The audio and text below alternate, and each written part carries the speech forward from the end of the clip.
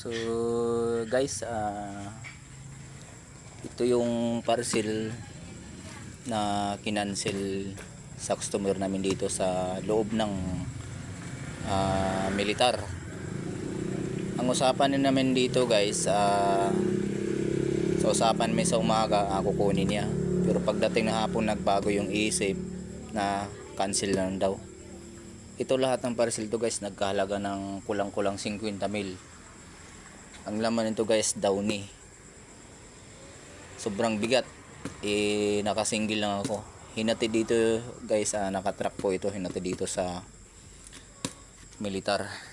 Kaso lang guys, hindi kinuha. Dahil,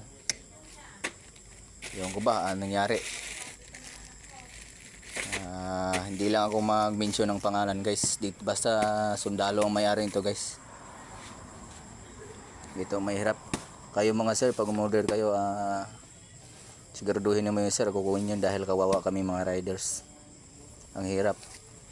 Dahil kami din ng naman dito, nahihirapan din kasi yung pagdadala. Hinati dito ng truck, gasolina pa lang, napakalayo. Nanggagaling pa ito ng Palayan, Marcos. Napakahirap. Puro ito, bali 15 piraso. Kulang-kulang 50,000 yung halaga nito guys. Oh. Kaya kayo mag-order, kaya kayo guys, mag-order kayo, siguraduhin yung kunin dahil kawawa kami mga riders. Oh, napakarami.